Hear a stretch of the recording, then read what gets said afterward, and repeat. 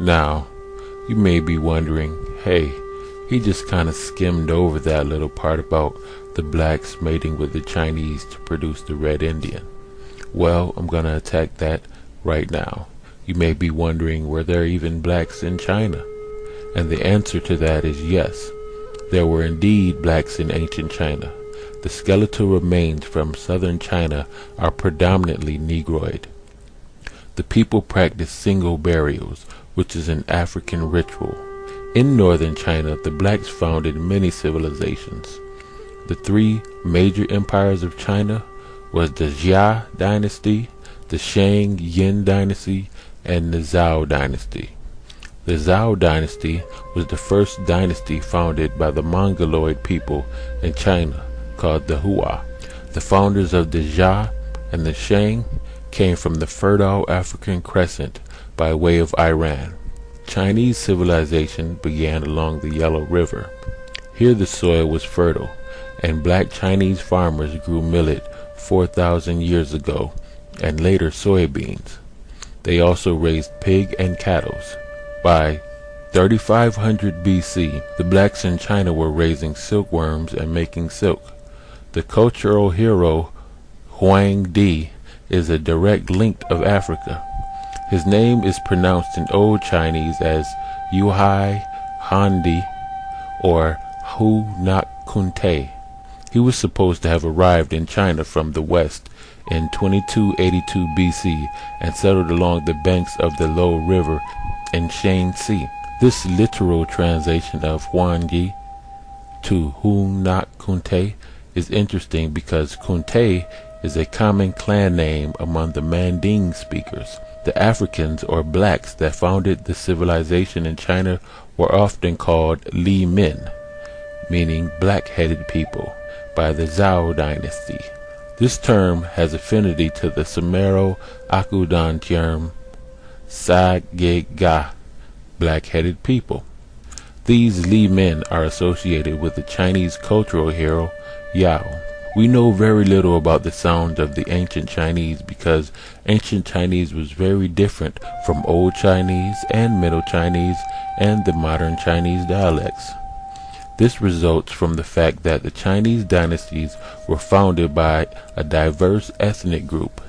Jia and Shang Li, i.e. Black Shang, were founded by Dravidian and Manding speakers. Shang Yin was founded by classic Mongoloids, and the Zhao by contemporary Chinese. This explains the difference in pronunciation for ancient Chinese spoken by the Jia and Shang peoples and Old and Middle Chinese, or a variant thereof which is spoken by the Zhao people. The Shang characters compare favorably to the ancient Proto-Saharan script used by the Harappans in the Indus Valley, and the Manding script used in the ancient Sahara and Crete.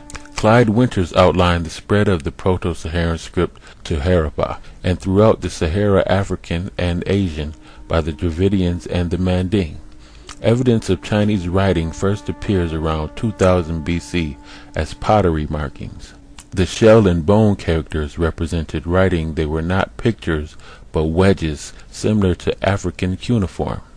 The Shang symbols compare favorably with ancient Manding symbols as well. Although there are different contemporary pronunciations for these symbols, they have the same meaning and shape. This suggests the genetic relationship between these scripts because we know that the present pronunciation of the Chinese symbol probably has little relationship to the ancient pronunciation of Chinese spoken in the Jia and Shang times when these characters were first used. This cognation of script supports the proposed Dravidian and Manding migration and settlement of China during the Jia times.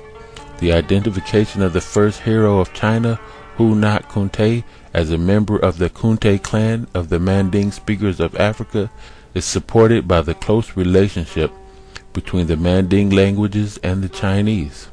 Even though we do not know the ancient pronunciation of many Chinese signs, many Chinese and Manding words share analogy and suggest a Manding substratum for Chinese.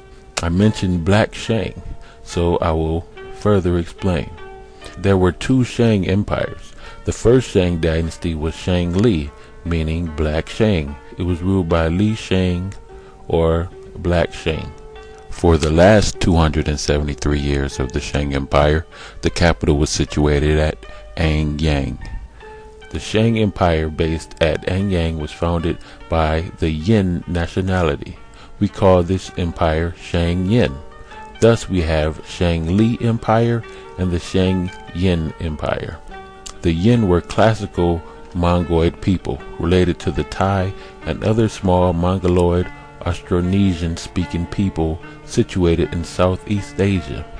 The use of the blackbird as the father of Zhai relates to the blackbird as a popular totem of black ethnic groups in China. This indicates that the founders of Shang were of mixed origin. The bird myth I just mentioned, which is centered on the east coast of China, suggests black origin for Shang, since this area was the heartland of ancient China.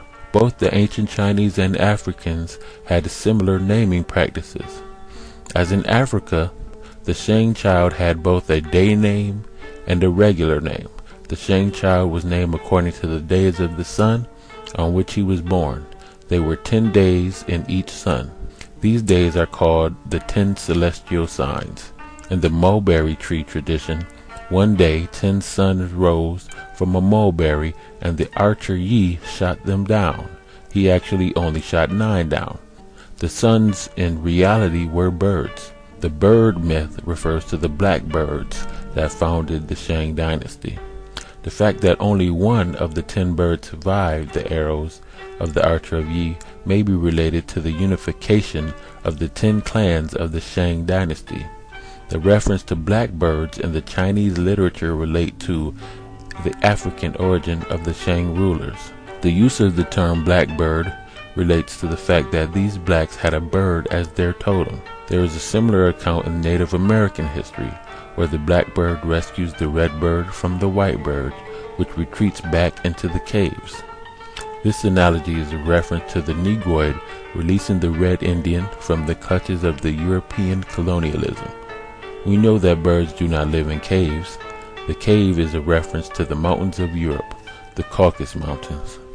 And as far as blacks in Asia today, many Africans and Chinese mixed and moved far north into Tibet, where they become known as nomads and live a very similar life to the Africans in Kenya.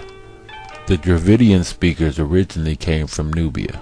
They were related to the Sea group people. The Shang culture was founded by the Kushites, thus the name Yi, meaning great bowman, thus corresponding to Stu, the name for the founders of the Tat Seti, the first monarchy in history.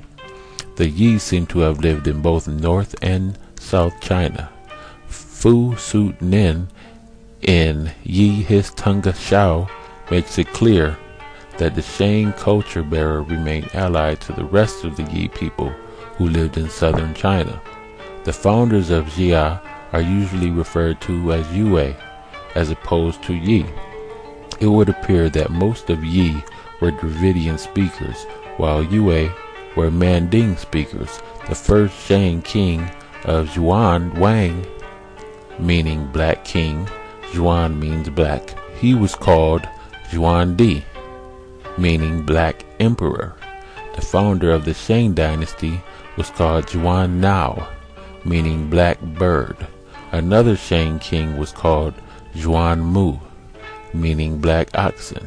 And the list goes on and on